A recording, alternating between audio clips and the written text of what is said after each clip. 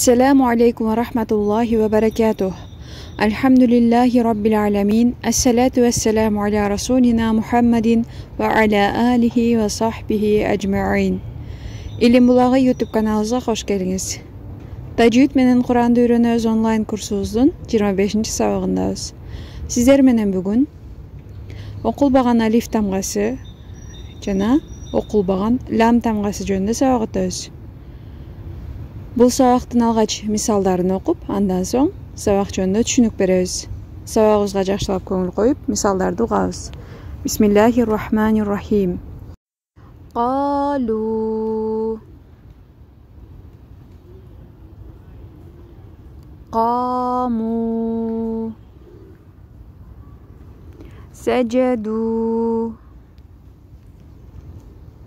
Kafaru آمنوا عملوا كانوا خلوا مشوا دعوا تواصوا عفوا واسجدوا واعبدوا وافعلوا واركعوا رب العالمين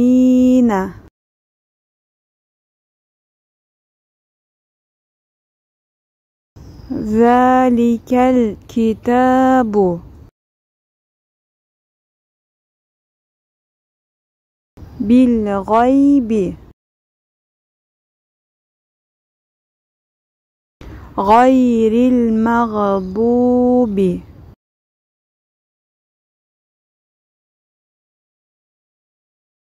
يوم الدين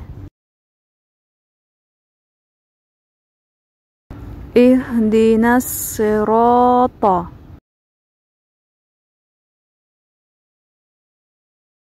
من الناصرين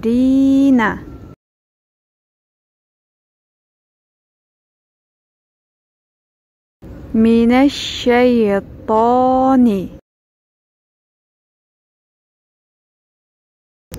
من الناس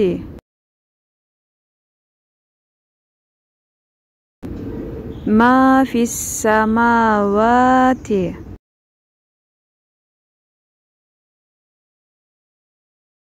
وما في الأرض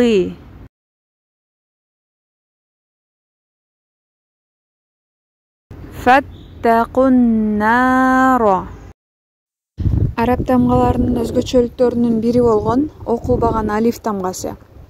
Алиф тамгасы негизинен мат тамгаларынын бири болуп эсептелет.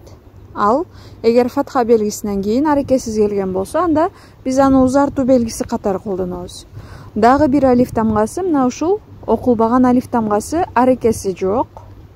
Эч кандай фатха, касра, замма белгилеринен көз каранды болбой, кээ бир учурда жазылат, бирок окулбайт. Аны мына ушул мисалдар аркылуу түшүндүрөйүн.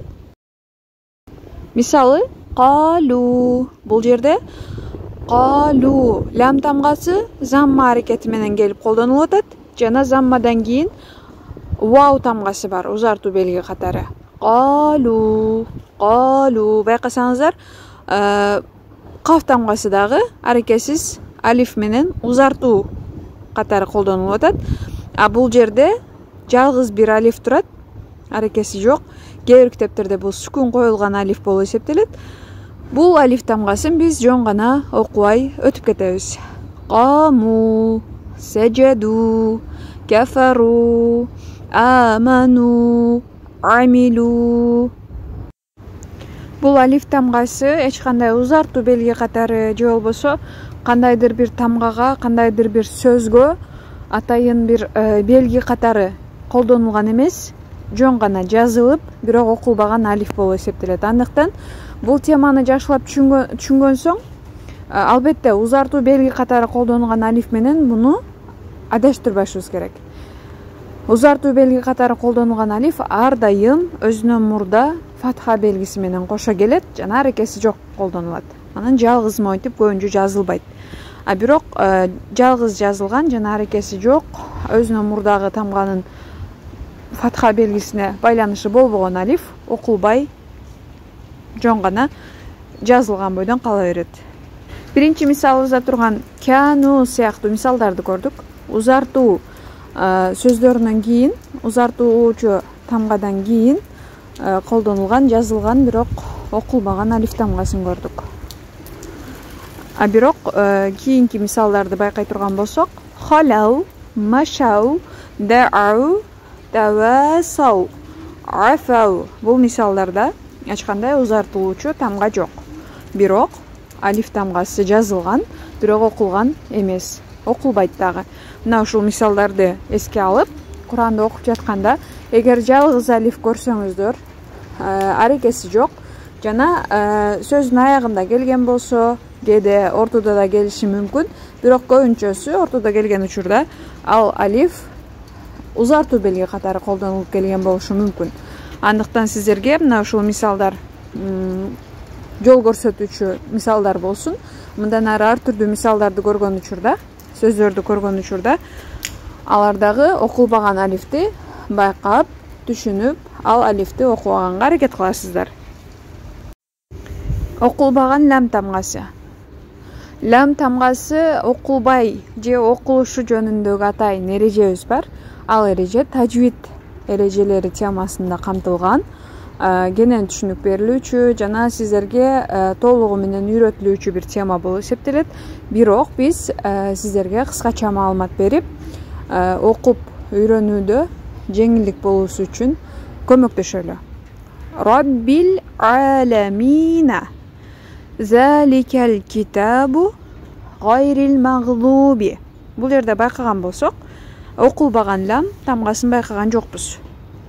Бардык тамгалар кандай жазылса ошентип окулуп жатат. А бирок акыркы мисалыбызда яумиддини. Бул жерде бир гана лам тамгасы эмес, аракеси жок келген алиф тамгасы жана лам тамгасы бар. Мына ушул эки тамга тең окулбайт. Сиздер жөн гана кайсыл учурларда окулуп окулбашын үйрөнүңүздөр. Буюрса тажвид темасында, тажвид эрежелеринин темасында сиздерге кененирээк маалымат беребиз. Ихдинас сирата минан насирина минаш шайтани минан наси ма фис самавати ва ма фил арди. Ихдинас сирата. Биринчи сүрөттө, биринчи мисалды байкасаңыздар. Ихдина, андан кийин алиф жана лам тамгасы бар, сот тамгасы бар. Алиф жана лам тамгасы окулбай туруп, сот тамгасында таштид же болбосо шадда белгиси бар. Мына ушул сыяктуу жазылган учурларда алиф лам тамгасы жазылып, бирок аракеси жок жана өзүнөн кийинки тамгада таштид белгисин көргөн болсоңуздар, анда ал тамганы окубай, алиф лам тамгасын окубай, аттап өтүп, таштид турган тамганы экилентип окуп, улантабыз окуубузду. Жаңы үйрөнүп жаткан студенттердин көпчүлүгүнүн акылында суроо жаратуучу бир тема десек болот. Минан наси, мисалы, эмне үчүн алиф лам окулбайт же кантип окуйм деген суроолорду көп беришет. Мына ушул мисалдарга карап сиздер мисалдарга салыштырып Курандагы сөздөрдү окуп кетсеңиздер болот. Ма фис самавати.